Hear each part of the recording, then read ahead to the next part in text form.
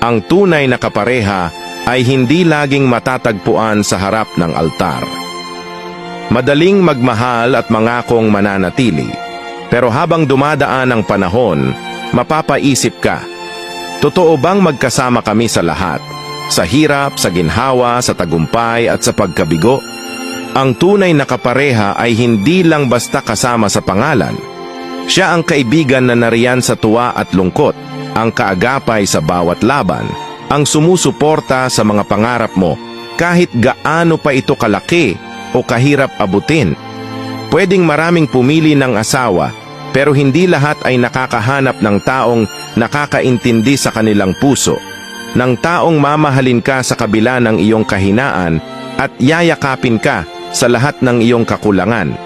Ang totoong relasyon ay itinayo sa pundasyon ng respeto, hindi lamang sa mga magagandang araw, kundi lalo na sa mga panahong mahirap intindihin ang isa't isa. Kapag dumaan ang pagsubok, ang tunay na kapareha ay hindi aalis. Hindi kanya iiwan sa ere. Mananatili siya sa tabi mo, handa kang damayan, handang makinig, at handang intindihin ang mga bagay na hindi mo masabi sa iba. Siya ang taong hindi takot ipakita ang tunay niyang nararamdaman. Ang taong mananatili kahit hindi na madali, ang taong pipiliin ka araw-araw kahit maraming dahilan para sumuko.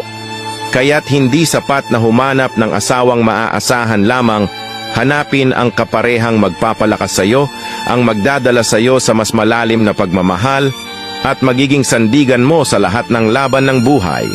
Dahil ang buhay ay nagiging mas magaan, mas makahulugan, kapag may kasama kang hindi lang basta mahal ka, kundi handang ipaglaban ka sa bawat hakbang ng paglalakbay mo.